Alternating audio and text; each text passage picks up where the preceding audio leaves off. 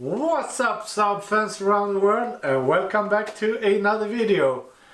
In today's video we are going to touch upon a topic which I have got a lot of questions on, and I see questions all the time on Facebook and on forums, everywhere basically, and that's the question about coilovers for the Saab 9.5. So it's particularly for the OG 9.5, and it's divided into two model years, you could say, from 98 to 01. You have one measurement on the spindle and a different bolt pattern, so to say. The CC measurement between the holes in the spindle. Then you have 02 to 2010, then you have another. And what I'm going to show you today is what I'm going to be riding on my rear-wheel drive Saab 9.5, and it's from 2000, so it has the thinner spindle in the front. And I have chose this brand, which I have went for before. If you saw my old videos of the Monte Carlo Yellow, like track focused 9.5 build, I used Maxpeedingrods, and there was some modification that had to be done to make them fit, but it really isn't that difficult or hard. Just smaller adjustments, and they work really well. So today we are going to unbox these. I'm going to talk you through what you need to do to make them fit on both of the model years.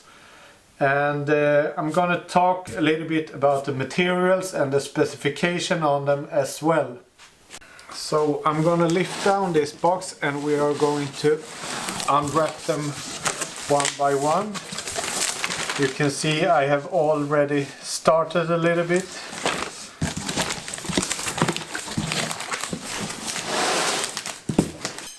Of course, you got the installation instructions, and these coilovers are for a Mitsubishi Eclipse GT Coupe, so it's definitely not for the 9.5. But as I said, I have used them previously and they work really well, and I'm going to explain to you why they work really well. So here we have a front coilover, and here we have the original Saab 9.5 strut. So to begin with, you could see where the end legs should attach is in the perfect height. So the only thing you need to do is drill this up. I don't remember the size of the hole, but it's like 12 millimeters, and this is 10. So drill it up 2 millimeters and you will make it fit. The next thing is the gap that's between here where the spindle should attach. On the Saab, now we're talking 98 to 2001, you have 25 millimeters in between, and here it's a little bit bigger, so it's 28.5 millimeters. So that gap you need to do some spacers, or you could clamp this together and it will work either way. So this is like steel, so you can remove this one and you can weld it, move them closer, do whatever you like. Of course you need to be able to weld it, otherwise you could just clamp it together and it will work either way. But I think I will make some spacers or just some shims to lay in between to get the perfect distance. And the next thing that you will notice is the bolt pattern. It's not perfect. I would say it's a little bit off. If you attach the lower bolt right here, then you will just make this hole a little bit bigger, or if you do like I'm going to do, make an adapter or a plate on the inside to get the correct measurement, you can just make new holes and it will work just fine. So that's basically it if we compare the two struts. So we will remove this again and talk a little bit about the coilover itself. So this is very much designed like the expensive coilovers are. You have a pre-tension on the spring that you adjust right here, so that shouldn't be adjusted. And if you want to raise the car or lower the car, you will do it the correct way by undoing this lower bolt and then just twist this off.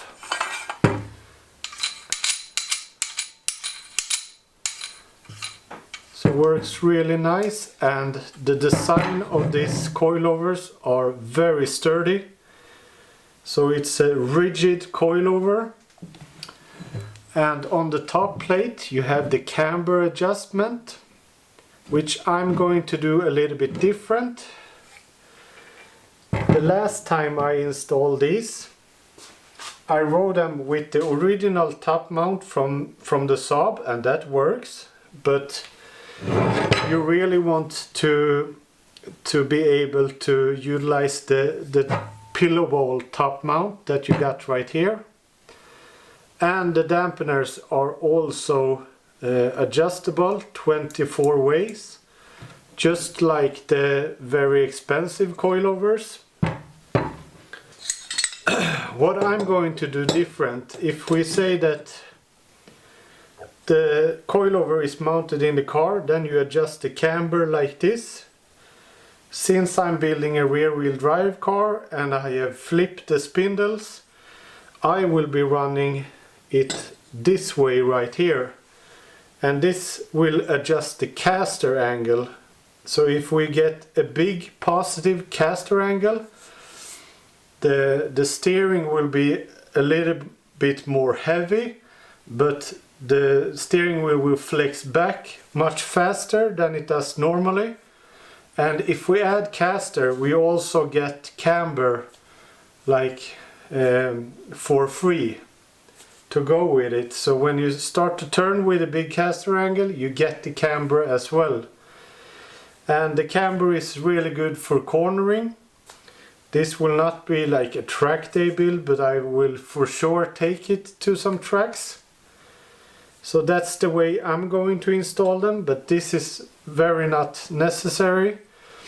And if you see how big this plate is, if you don't have like friends that could machine nice stuff like this, I would say you could just mark up where the holes should be, and you will be able to cut and grind down this plate right here and just reinstall it as it is right here, and you will have the full adjustability of the camber or caster or whatever you want.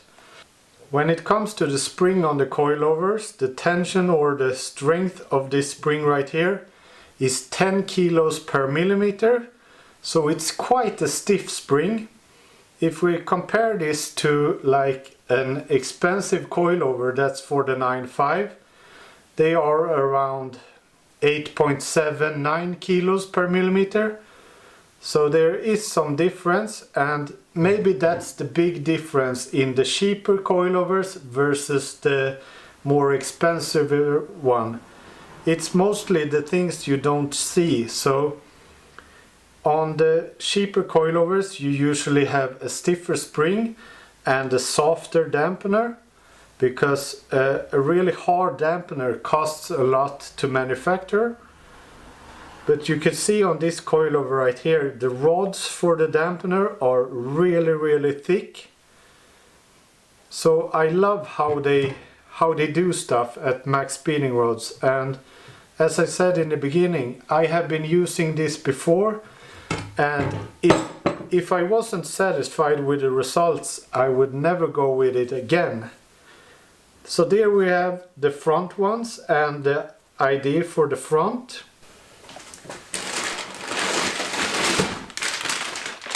So next up is the rear, and here you will see it's quite a big difference, and it will definitely not fit as it is, but you will see that the lower point isn't a problem. You will just need to make like an adapter so you get the same hole diameter as this one to sit in this one. Otherwise, I will show you in a clip afterwards that I just moved down the spring as much as I could, and this one I have cut off a little bit to get the perfect height that I wanted. Then I modified this top console. I cut this off and moved this like top part down approximately 4 centimeters, and it worked out perfect. So that is something you can do as well. The only thing I really did was to make a custom plate inside here, so the spring has something to like fixate into. And when it comes to the rear and we talk about the springs, as I said before, the little cheaper coilovers usually have a softer dampener and a stiffer spring. So of course this spring is suited for another car, but the 9.5 is pretty heavy, and this spring right here is 7 kilos per millimeter, comparable to the more expensive ones. But if we compare with another coilover brand, then they have 4 kilos per millimeter on the rear for the 9.5. So there you have quite a difference. And when I ran this on my car, I could feel that the rear was stiffen up really, or very much it was. So to say, overall I'm really happy about this kit and how it came out. So I will show you a little montage from the last time when I did it and when I did install them. So first side in place.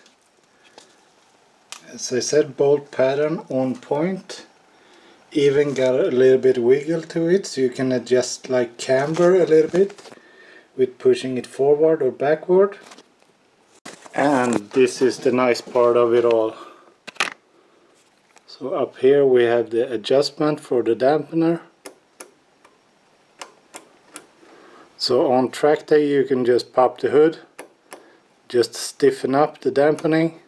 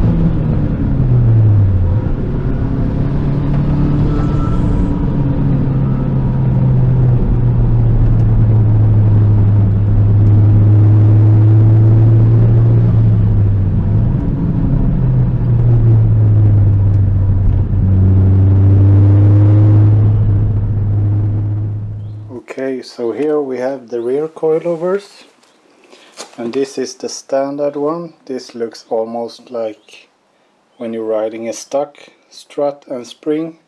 The spring is very much like the old one. It fits perfect up in the mounting point or the mounting console. So here we have the stock one that we started with. Here we have the rear Eclipse coilover. So what I have done is taken everything apart, screw it all the way down as far as I could go. Then I removed these two rings, which are here. Then I disassembled everything, and I had this one made it's a custom aluminum bracket. So the spring goes on this side and this side goes up into the console, as you can see right here, to keep the spring in place and the shock to be able to bounce up and down when the spring compresses. So here is to get a little idea of how it will look and how it fits. Now you can see that my spindle has been flipped, so you will see that the arm for the steering is facing forwards and not backwards. And if you get like a center point where the dampener should sit, here I have just attached it so you can see that it's maximum caster that we could adjust. There are some millimeters left that we could push it back, but not very much. But we will see in reality how it works and what it does. Maybe I need to go back a little bit, but I think it adds a couple of degrees at least.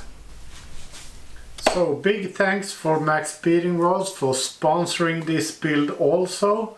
It will be a pleasure to work with you and to have the kit installed again. And they have been kind enough, so if you look in the description of the video, you will have a code JKDesign, and that code will give you 10% off of the whole assortment that they have in store. So check that out. I will also link to the coilovers down below. If you're interested on how I did install it in detail the last time, so for the 9502 to 2010, I will leave that link in the description box below as well. If you have any other questions, please leave a comment down below. Subscribe to the channel, it means a lot to me, and I will see you in the next one. Bye!